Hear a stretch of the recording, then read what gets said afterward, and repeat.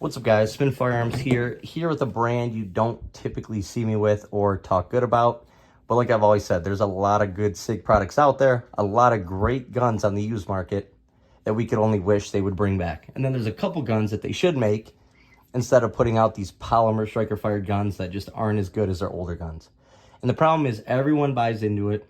Everyone buys into the military experience guns, where in all reality, you should be giving feedback like this, right? Right here, we have a SIG 938. Such a nice shooting gun. There is one complaint, but it's not the biggest deal in the world. Their extractors tend to go, depending on which one you get or which comes in your gun or how old the gun is. So if you can find one online, buy one right away. Not the biggest deal in the world, though. If you want to get one from SIG, they'll tell you to send the gun in with $50 check, and they'll take a look at it, and then possibly send you home with an extractor for for extra money. Now, right here's a P365. The quality difference is so insane, it's not even funny. Now, I don't know about the quality of the new 938s. I don't really have too much experience with them. But the older ones were absolute gems. Now, just imagine. Picture this gun's magazine with this. Now, obviously, get rid of the rusting mags. But make this handgun 10 rounds. I would even take 9 rounds. Compete with the CSX. Compete with all these other, the Kimber CDS9. All these other guns that are coming out. And I promise you, they could change the narrative a lot when it comes to the P365. No more Indonesian springs.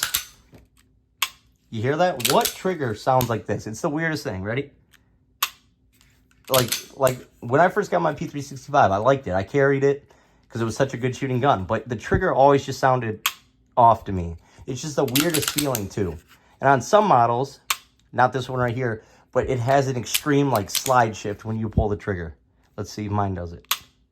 I don't know if it did it there, but that is another big problem, is the slide moves when you shoot it, basically making your shots not as accurate. But overall, I do love this grip module, and I do like the way it feels. Code SPN for 5% off all Armory Craft grip modules. They're sick. They're great stippling, great texturing, and much better than the OEM ones. Plus, you can get base plates that match it. But just imagine if they release this, go back to all the old parts, all the old machining with these mags. I kid you not, this thing would be one of the greatest carry guns out there. I'm going to check this thing out. So smooth. This is so smooth, it's ridiculous. That's a real trigger. Ready? Let's do a comparison real quick. Ready? Tell me which one you trust more. Which one sounds like a gun? Obviously, P365 has worked for a lot of people, but it's also let down a bunch of people, and I am one of those people because I really liked it. I still kept the videos up. I didn't flip-flop. I have the videos up on my channel of me giving it praise and even carrying it. But this gun right here, even though it has less capacity, I'm leaving the house with this every single time over the P365. This thing is just amazing. Now, they also make it in 380. I believe it's called the 238. And once again, compete with the LCP Max, compete with the Bodyguard 2.0. Give us that stack and a half. And I'm telling you, it will sell like crazy. It'll fly off the shelves and potentially can fix the reputation of using cheap parts for carry guns, which is definitely a no-no. But on top of that, look at the finish. This is prime SIG finish. The sights are the same. I've never been the biggest fan of the OEM SIG sights, but they definitely work. These are a little bit different.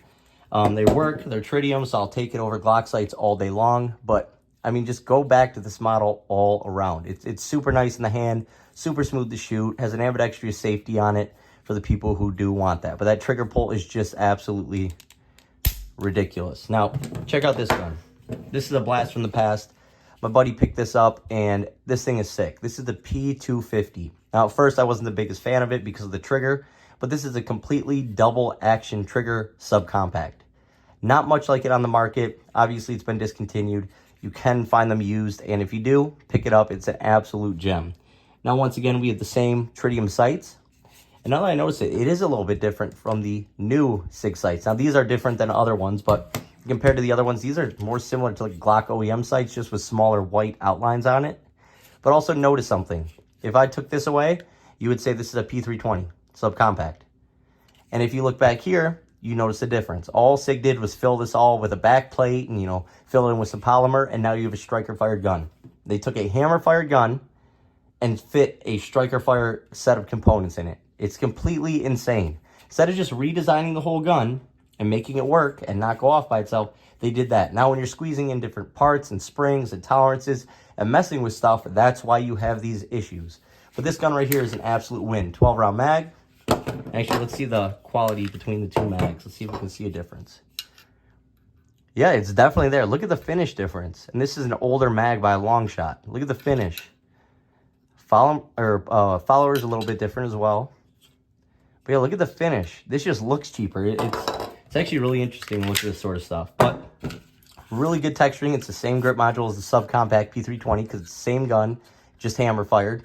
I like the slide stop better. That's even a better upgrade. Sort of reminds me of the Ghost Bullet a little bit, if you guys have ever seen that slide stop. So dang smooth. And like I said, double action only. It's actually such a crisp trigger. It's solid. I didn't like it at first because of the trigger.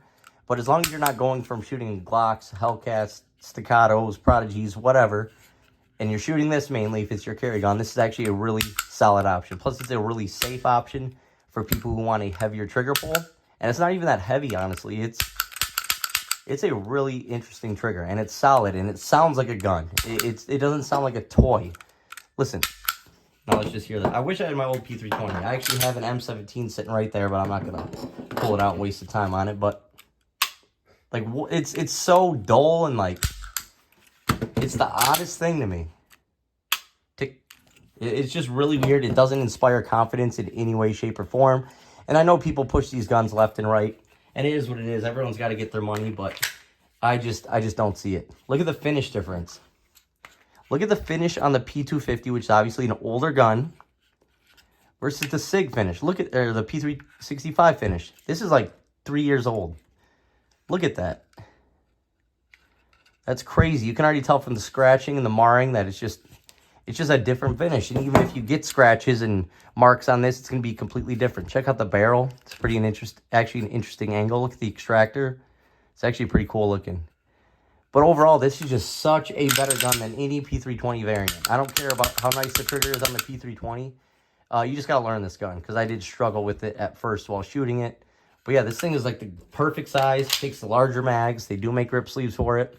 And what's nice, unlike a Glock or any other subcompact, it's almost like that Smith & Wesson SW380 I had on my channel where you can strip it like that. Obviously, that didn't have a slide or a mag release on it, but it's actually pretty dang nice if you have to rip it out because of a malfunction. But I doubt this gun is going to be having any malfunctions, as I believe it's been 100% reliable for my buddy. But overall, solid. Look at the guide rod. This is SIG right here. This is SIG as a company. This is what they used to be. It's ridiculous. I don't even care if they get rid of every P365 model, get rid of the soft shooters, get rid of the P320, bring everything hammer fired back. I don't care if it's polymer. Bring it back. Give us stuff like this, and I think SIG can turn everything around. But until then, I just don't see it happening. Thanks for watching, guys.